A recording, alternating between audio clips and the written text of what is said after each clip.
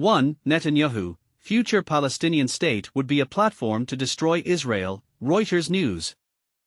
3. Netanyahu and Trump plan to force Palestinians out of Gaza? Political analysis. 1. Netanyahu, future Palestinian state would be a platform to destroy Israel, Reuters News. Imagine a world where peace is just a whisper away, yet the very foundation of that peace could be the spark that ignites a devastating fire.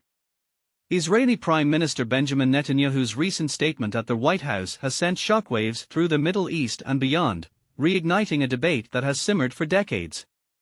Netanyahu declared his desire for peace with the Palestinians, but his words quickly took a darker turn.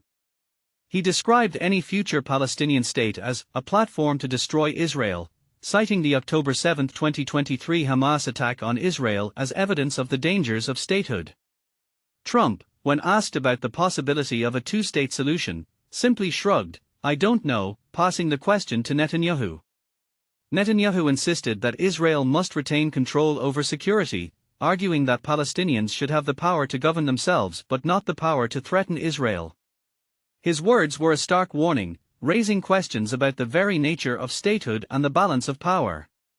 Netanyahu's argument that a Palestinian state would be a platform to destroy Israel might be seen by some as an overreaction. However, it's worth considering the historical context. The October 7 Hamas attack was a brutal reminder of the violence that has plagued the region for decades. Does this justify a continued denial of Palestinian statehood, or does it merely perpetuate a cycle of fear and mistrust? How can Israel and Palestine find a path towards peace that respects both sides' needs and concerns? Is it possible to build a future where both Israelis and Palestinians live in safety and dignity?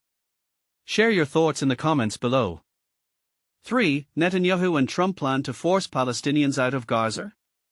Political analysis. The future of Gaza hangs in the balance, and a deeply controversial proposal is gaining traction: the potential forced relocation of Palestinian residents. Recent discussions between Israeli Prime Minister Benjamin Netanyahu and former US President Donald Trump have brought this possibility sharply into focus, sparking international concern and debate. During a meeting at the White House, the two leaders revisited the idea of transferring Palestinians from the Gaza Strip, a concept that has drawn widespread condemnation. This conversation occurred against the backdrop of ongoing, albeit indirect, ceasefire negotiations between Israel and Hamas in Qatar, mediated by the United States, with the aim of halting the protracted 22-month conflict. These talks, focused on a potential 60-day ceasefire, involve complex discussions regarding the release of hostages held by Hamas and Palestinian prisoners held by Israel, as well as potential Israeli troop withdrawals from parts of Gaza. You can find more details on the proposed ceasefire terms here.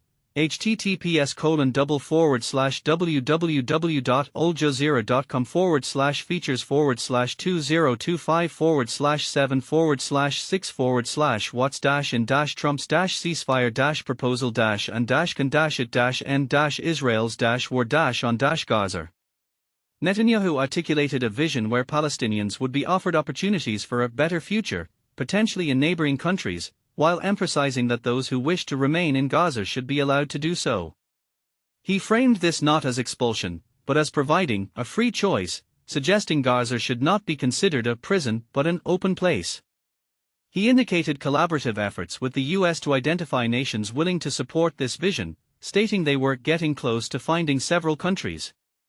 Trump, who previously proposed a radical redevelopment of Gaza, even suggesting the US could take over and own the Strip and transform it into a Riviera of the Middle East. https://www.aljazeera.com/news/205//Trump-says-us-will-take-over-in-redevelopment-plan, affirmed great cooperation from surrounding countries regarding the relocation idea, predicting something good will happen. But here's where it gets controversial. While framed as voluntary migration by some Israeli officials, the proposal is widely viewed as a form of ethnic cleansing. Al Jazeera's Hamder Salhut, reporting from Amman, Jordan, highlighted this condemnation. It's crucial to understand the gravity of this accusation, as forced displacement is a violation of international law. Former Israeli diplomat Alon Pinkers offered a more cautious perspective, suggesting that statements about relocating Palestinians don't necessarily equate to a concrete, practical plan. He pointed out the fluctuating nature of Trump's proposals, from a Palestinian Riviera to outright expulsion within 36 hours, and cautioned against interpreting ongoing planning efforts, such as those by the Boston Consulting Group, as guarantees of implementation. However, Pinkers strongly warned that even considering such a plan is a recipe for catastrophe, as it undermines the possibility of a lasting post-war agreement in Gaza. The discussions between Netanyahu and Trump took place concurrently with the second day of indirect negotiations in Qatar. Their core challenge remains: Hamas seeks a complete end to the war, including a full Israeli withdrawal and the release of all Palestinian prisoners in exchange for the release of all hostages. Netanyahu, however, insists the war will only end with Hamas's surrender, disarmament, and exile, a condition Hamas firmly rejects. Prior to his U.S. visit, Trump optimistically predicted a ceasefire deal within the week, but Netanyahu remained non-committal, reaffirming Israel's insistence on maintaining security control over Gaza and ruling out a fully independent Palestinian state.